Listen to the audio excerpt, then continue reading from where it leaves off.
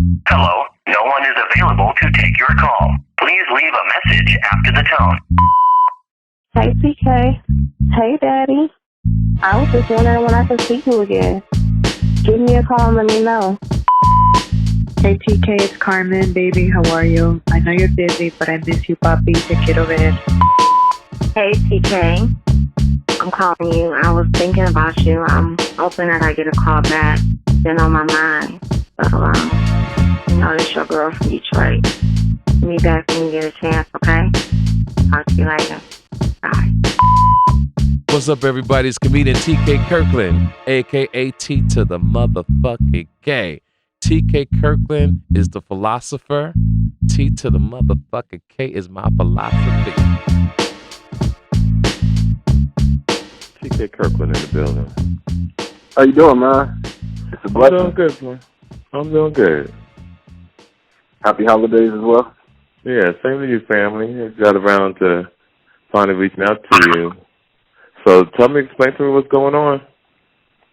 All right, so my name is Andre. I'm 26. Working right now as a concierge in Santa Monica on Ocean Avenue. Okay, what hotel?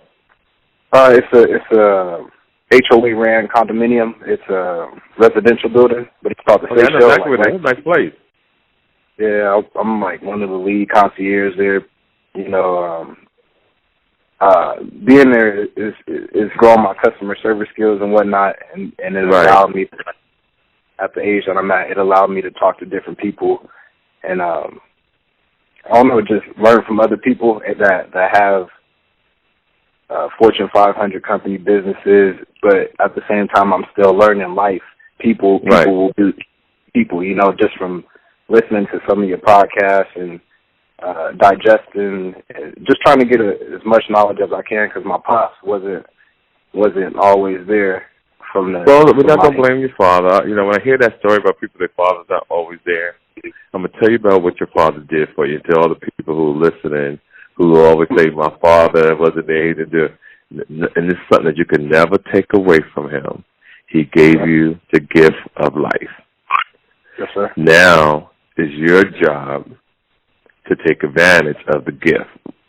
And the way you take advantage of the gift is always wanting to absorb knowledge, always try to do the right thing, read. Because here's the thing about decision making. Everybody knows the difference between right and wrong. Some people say, I didn't have my father or mother.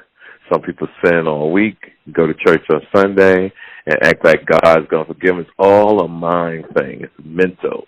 So you got to become mentally tough, change your mindset, and forget that weak shit. So don't ever say that again your father was ever around.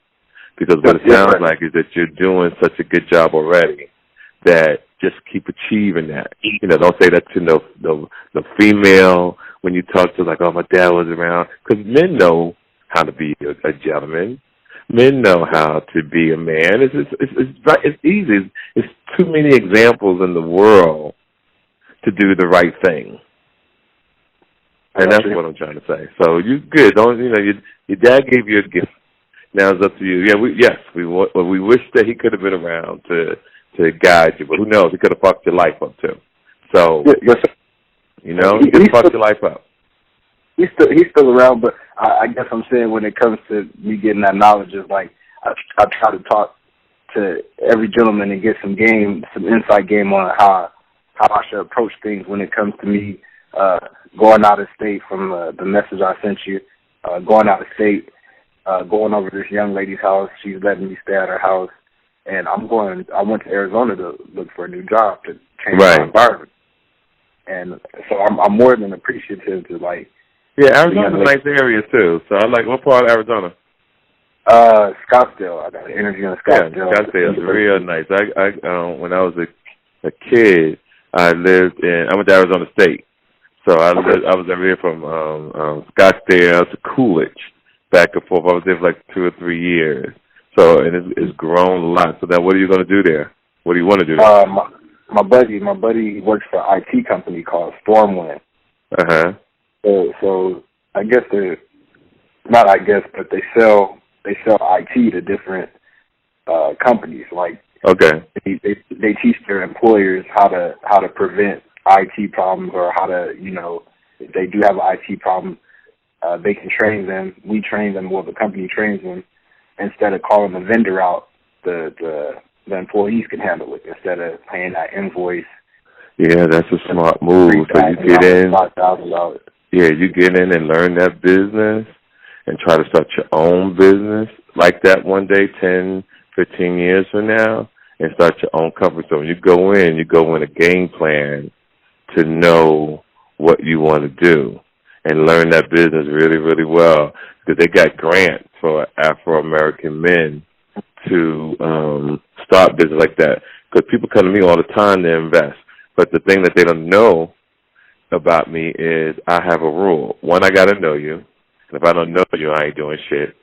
Two, if you got to know the business. Did you work at the business for years before you say you want to start a business? Everybody wants to start a business, but they have no knowledge of that business. So I think that this is a great thing that you want to do. But let's get focused on the topic. You're going to Arizona to visit this young lady. So what's the problem? I just did. It just passed. It passed. Okay. I was out there in Peoria. She let me stay over her house. I rented a car, drove out there. She let me. She's a nurse. This young lady's a nurse. I used to talk to her in high school, after high school. So I haven't seen her in 6 years. Right. So I told her she's always. We've been off and on just communicating because she's been talking to. She had relationships, but me being who I am, I'm not gonna mix. I'm not gonna talk to you while you living with another man. Right. That's smart. You got a lot of class. That's good. And so over time of me working, of me being able to work in Santa Monica and start to grow for myself a little bit, my job allowed me to. I worked at PTO, and I was able to take a week off. And so I drove down there. Once we coordinated everything, drove far. Never been out of the state alone driving. Wasn't a bad drive. Put a lot of things in perspective. Once I got there, it was cool. It was nice. I slept on the couch all 3 nights. I wasn't pressed for nothing. But what I did was I got her a couple of house gifts as far as like quotes. Right. Pop, DJ Maxx, and I got her a bottle of wine. Yep. And so the first night we go out downtown Phoenix just to see the night. Right. It looks like a slower downtown LA, a deserted one. Right, sure. They always have a nice event over at the W Hotel too. Yeah, I went there Saturday. I went there Saturday night. My partner that's putting me onto the job, he came and picked me up Saturday night because we went after the beginning of Saturday. After Friday, we were hanging out. We got up in the morning and went to Sedona, went hiking. Got back.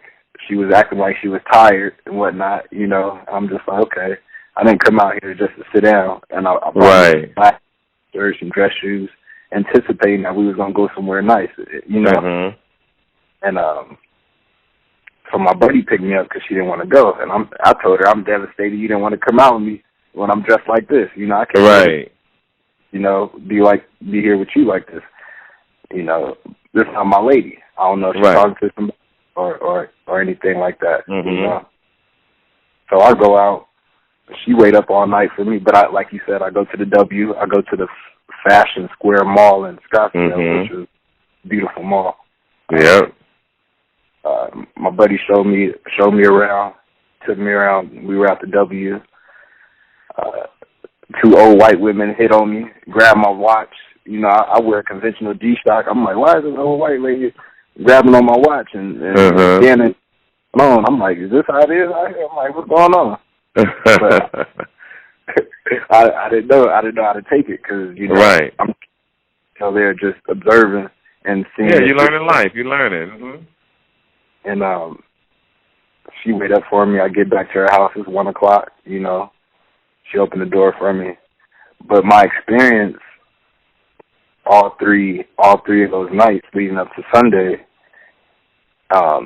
if you don't see somebody in 6 years, the communication level of not seeing that person, you would think that we can just talk about things if it's on a friend level or just life aspect. Right. So once I asked her a question, I said, what motivates you? You know what I mean? Because I'm attracted to the qualities that she has. She's a strong woman, independent, registered nurse. You know what I mean?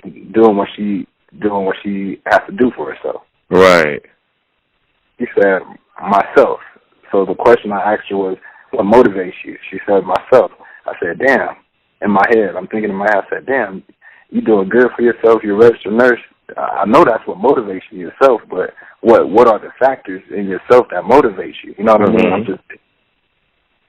And so I waited the next day, asked the same question. She got sassy with me, like, Andre, my answer ain't gonna change. It's still the same thing, myself. I'm like, damn, you know. Now, what did you want her to say? Shit, I can't control what I don't know. I didn't know. I just right. But what were you looking for? I'm just curious.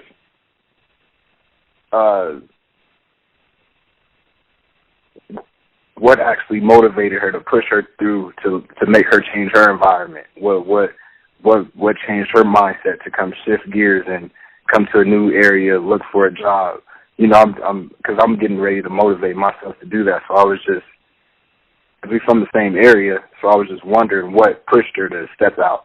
You know. So okay, so she probably didn't understand the question. But here's the thing about success in life. Mm-hmm. It's always about choices, and it's always best to make the move before you get married and before you have children. There's millions of people who listen to the show who had the same dreams you had, you understand? But had a baby before the journey, got married before they did what they were supposed to do. And people do things backwards. They'll have a baby, get married, then all of a sudden they want to go to school and better stuff. Now, don't get me wrong. Sometimes that can put a fire under a man's and woman's ass to boom, to go get it. And they do win over time. Uh-huh. My show is to put people like you, explain to people what to do first so you don't have a handicap. Mm. And the handicap is getting married and having children. You have to be able to move and shake by yourself. Learn this life, stack paper, travel different places, and enjoy yourself. Now, this is not for everybody. When I travel the world and from New York to Paris to Germany to Turks and Caicos, I look at people and I'm quiet. I just stare and I look at them. Some people need what they're going through. Some people are not always born to be winners. Some people are just born to be exactly where they are. But then some people get lucky. And what I mean by getting lucky, sometimes people hit the lottery. And if you hit the lottery, the reason why people never stay successful or stay rich, because they don't believe that happened to them. So they run through the money and they spend it and spend. And then one day they wake up and they broke. And you know why? Because it wasn't in the cards in their life. Because in actuality, they really supposed to stay moderate. But because they hit the lottery, it was a swing in their journey. And they ended up right back to where they were supposed to be. Because, see, we all have a journey. We all have a flight pattern. Some people, altitudes are higher. Some people, altitudes is lower. But we all take off the same way, and we all descend depending on what we've done through our flight course. So you're on your flight course. You're a young kid. You hung out with the young lady. What did you say? Well, you're younger than me. Oh yeah, I'm 26 years old. Yeah, you old enough to be my son. You're a kid. All right, so that's what I'm saying. So my point is that you had a great start, fam. 26 years old, trying to get up there and get it. And it's good to ask people questions, but when you hear an answer like that young lady said, just leave it alone. Okay. Yeah, just leave it alone. Because obviously she didn't know where you was going. Okay. She didn't know. She didn't know where you was going with this. So the incentive is you. Sir, you're your incentive. You're out there in Santa Monica, and for the people who don't know about where this place is, he's on Ocean Boulevard. I go from West Side Highway in Harlem, New York, to see the sunrise, and in a day, I could be on Ocean Boulevard at the park watching the sunset. And what I'm trying to tell people, if you ever get to go to Santa Monica, California, and walk down Ocean Boulevard and get there between 5:30 and 5:45, you'll see the greatest sunset of your life. And you see this every day, fam. Yep. Every day. You don't even take advantage of it. You don't even care because you're so used to it. No, yeah. Now I'm almost there 3 years, and you know, TK, I'm at this point where I'm 26. You know, LA is expensive. Coming back from vacation, the supervisor, he gave me a raise, but it ain't much. You know, but I'm thankful. But what is a young man supposed to do with 18, making $18 in Los Angeles? I'm still so true. Right. Statistically, I'm still poverty level. Yes. Statistically, because they say you're supposed to make $70,000 to not be poverty stricken in Los Angeles. Wow, I didn't know that. I heard that from DL Hughley. Okay. And I'm just trying to make a sacrifice to what's going to better my situation. You know, like you said, I don't have kids. I don't have anything holding me back. You know, I may hear some things that's like, oh, you shouldn't do that. Or when my pops talked to me, he said, "Shorty, get the fuck away from here. Go do something different. Go and be in a different environment." I told you, true. Get out of here. Like you're not gonna know if you don't never take that leap.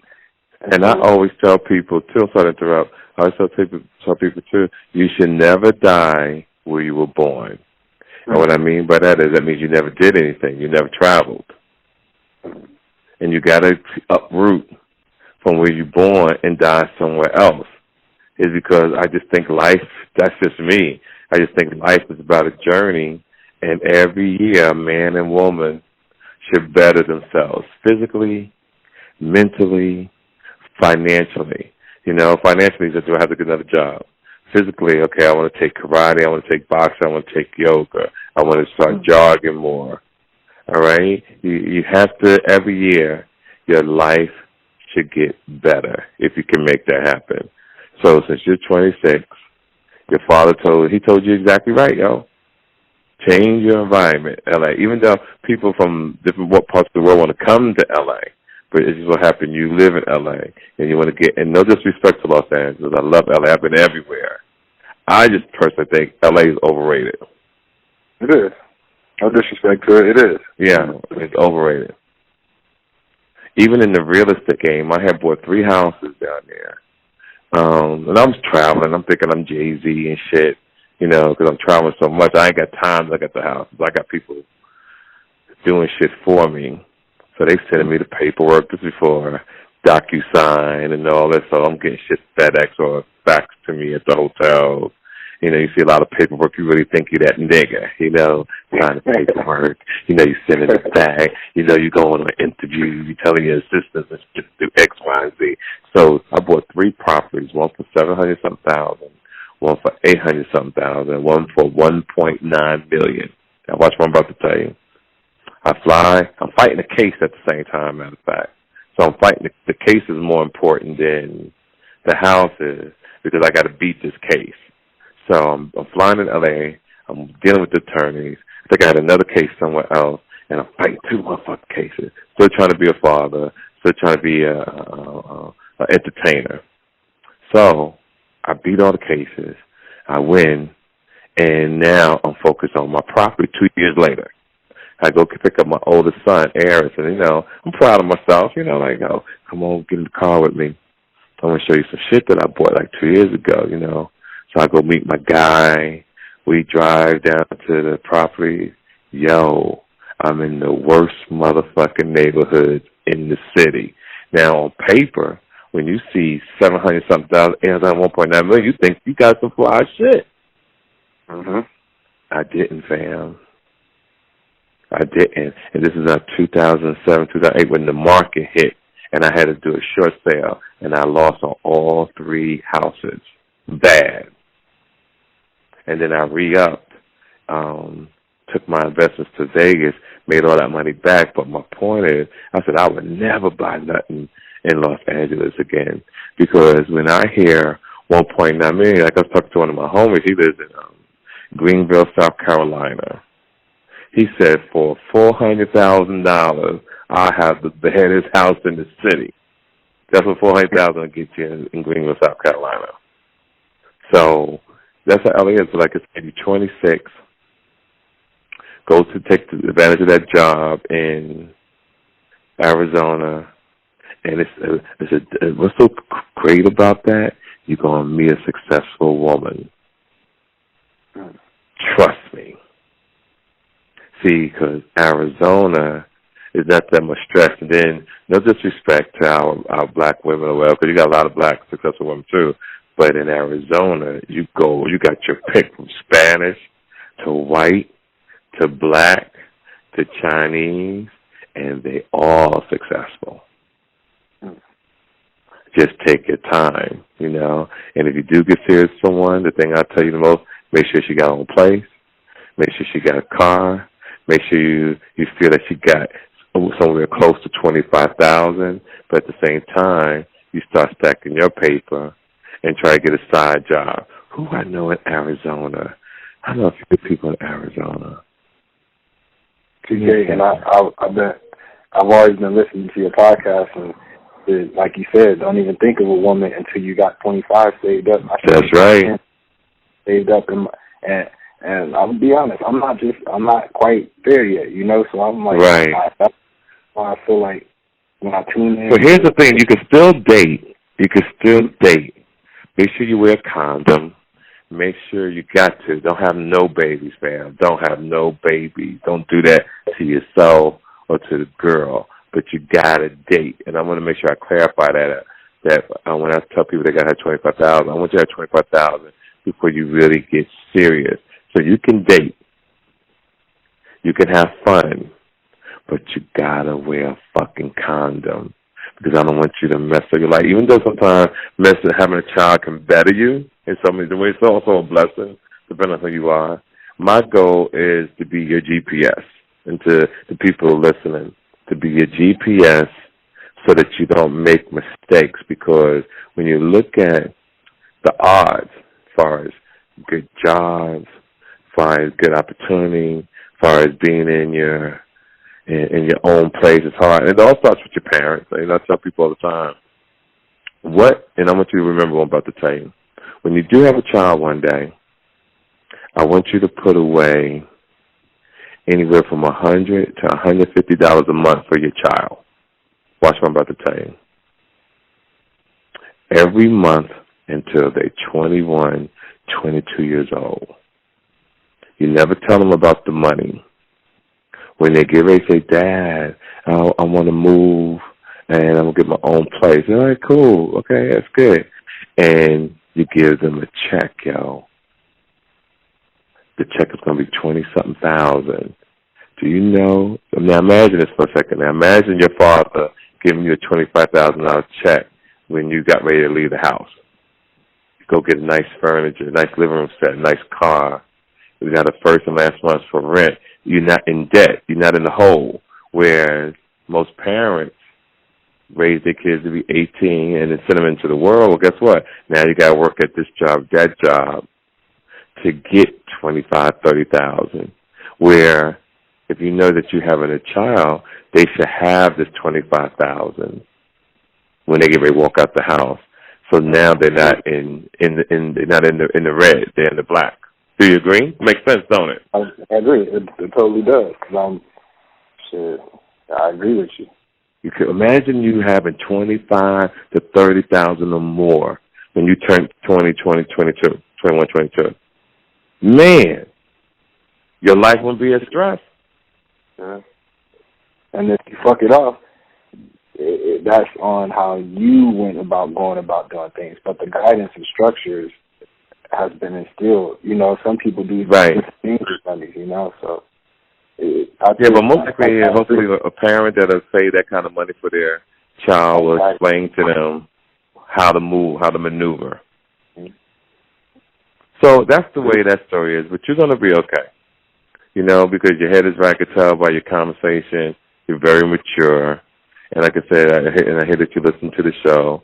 But the $25,000 is to make sure that whenever you have a crisis, you have the situation called CYA, cover your ass.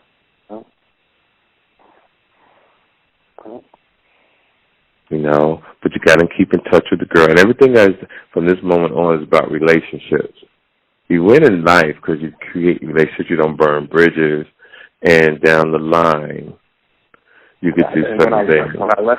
When I left from there, TK, I didn't want to burn the bridge by doing anything that felt like it was burning the bridge, Right. And I didn't. I never pressed up on her. She didn't even open the bottle of wine. We didn't drink that together. Right. And what you do now, you send her a card. I did. I gave her a card the day I got back in my car. I handed her a card. Good. And thank you for the hospitality, making my visit feel like a stay at home. And I wrote down in the corner. I'll always be here for you with love and respect as a friend. What signature my name. And I don't know. That's beautiful. I like that. Right. Exactly. Yeah. Because most women, you don't know how she took it. She probably wanted to fuck you. You don't know. But the thing about it is, you have to feel, you got to take the energy and wisdom. I truly feel you did the right thing, not having sex with her. I really do. Now if you came in the house, she had a little booty showing and all that kind of shit, yes or no, who knows? So don't get it wrong, girl can be a nurse and everything. She want to get her fuck on too. Let's not get fucked up. And the shift is changing in the world where women are becoming a more dominant factor because most men ain't got their shit together. So most girls can't get dick on a regular basis like they want to, and they're making all this money, they traveling, and they want to get fucked too. Believe me when I tell you that. And it's getting so bad. I was telling somebody in my show last night, in Ohio, how when you watch the commercials now, like the Lexus commercials, they got the women buying niggas' cars, and the guys are coming out of the room telling, this is what I wish for. This is shit a female would do. This is crazy, dog. So my point is, with you writing the letter to her, she probably was insulted because it's also possible she wanted to fuck you. You never know. If you detect an attitude in any kind of way, she wanted you to fuck her. And she's tripping. And she's tripping, right. And she's tripping because you on this friend shit. See, because most men are not gentlemen. So you don't listen to my show. You bought gifts. And that's rare. You can't even say hi to a female no motherfucking more. And they know how to take it. So when you bought that, and if you're telling me she was acting sassy, she wanted to have sex with you. And you came off on the friend thing, like, thank you.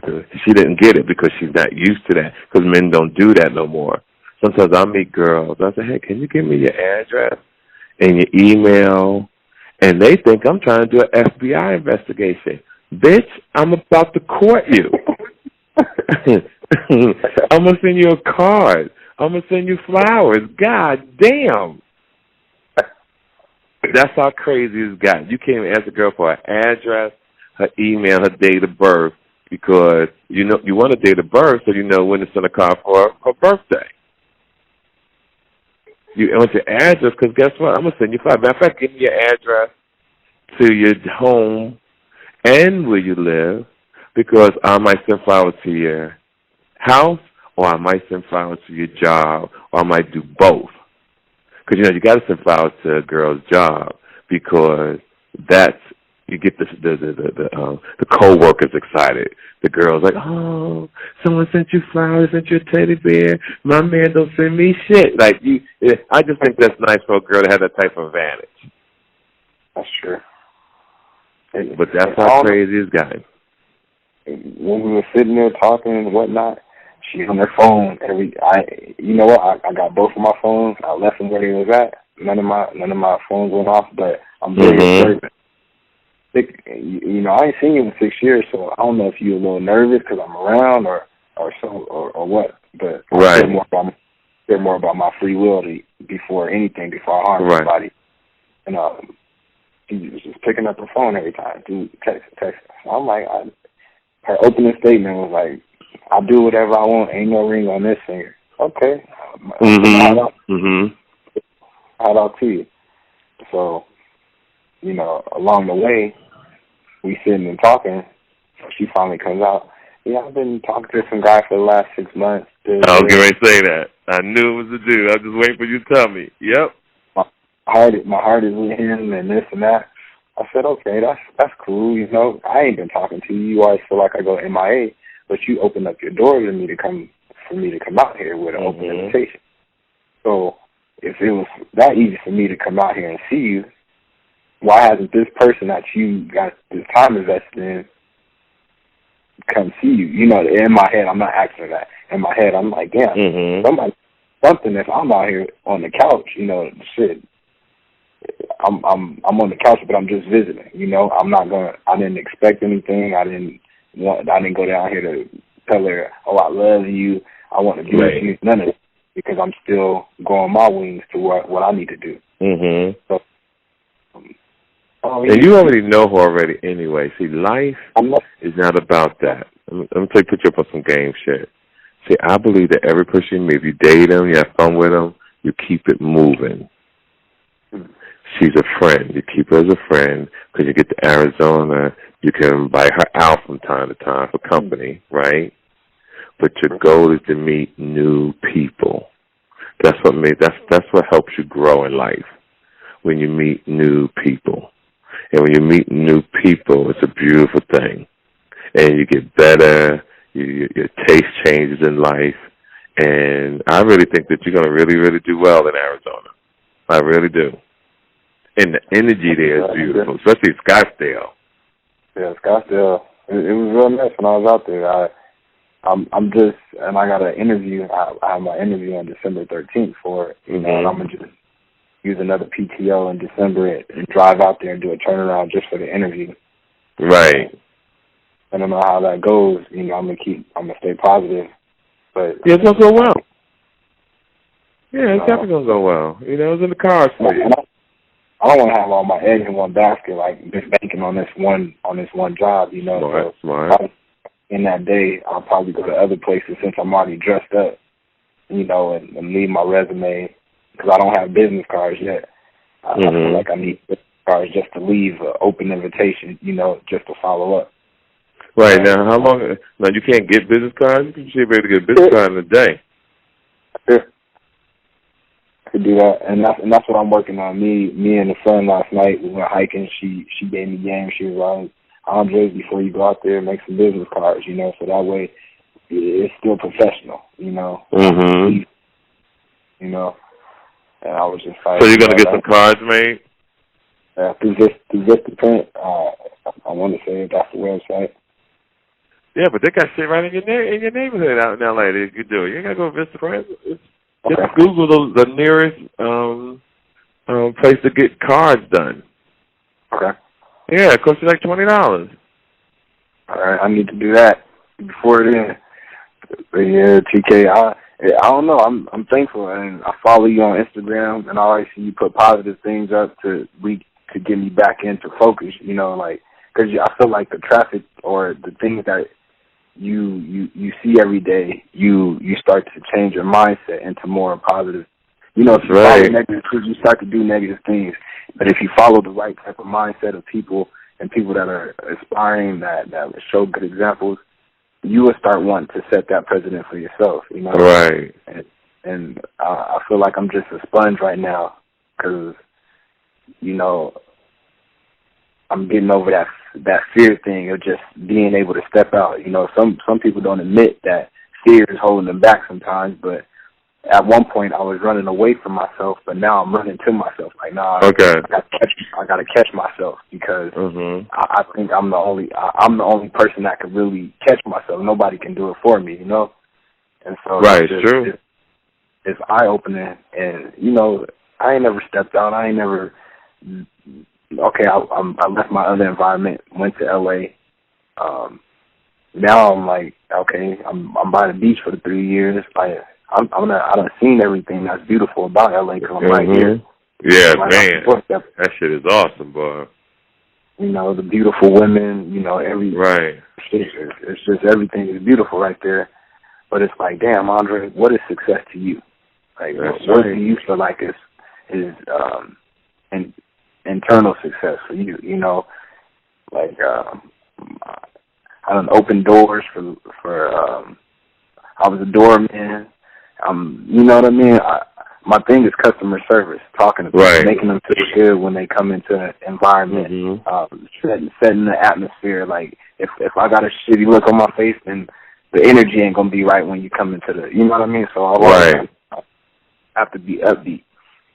And I don't know, just learning, but like even meeting women, you become a gentleman, but they don't understand what a gentleman is. Like, that's so true. You're right. You're right. So that's why the show, I got a lot of female followers as well and listeners, and we teach one person at a time. So just like you learn to be a gentleman, we're going to get our women to understand what gentlemen are too, so that way it can balance out.